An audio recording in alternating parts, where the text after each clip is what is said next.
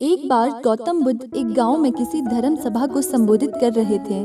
उसी गांव में एक बहुत गरीब आदमी भी रहता था और वह सभा में आने जाने वाले लोगों के चेहरे देखता था और सोचता था कि जब ये लोग जाते हैं तो इतने दुखी रहते हैं, लेकिन जब ये वापस आते हैं तो इनके चेहरे पर मुस्कुराहट होती है। वह गरीब आदमी वहीं सड़क के किनारे रहता था और उस गरीब ने सोचा कि भगवान बुद्ध सबकी मुसीबतों का हल निकाल देते हैं, तो क्यों ना मैं भी अपनी बात उनके सामने रखूं।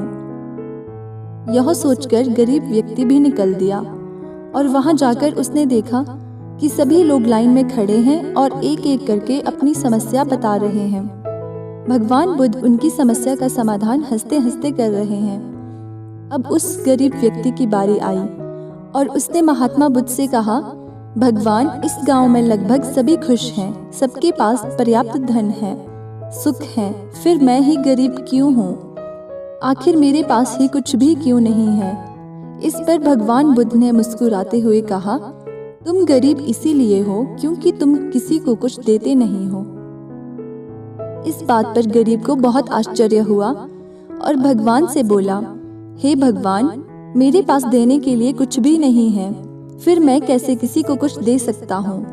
मेरा तो खुद का गुजारा ही नहीं होता, फिर मैं किसी को भला क्या दे सकता हूँ? भगवान बुद्ध ने कहा, तुम बहुत अज्ञानी हो, तुम्हारे पास देने के लिए बहुत कुछ है जिसे तुम पहचान नहीं पा रहे हो। तुम्हारे पास देने के लिए मुस्कुराहट है जिसे तुम लोगों को देकर खुश कर सकते हो।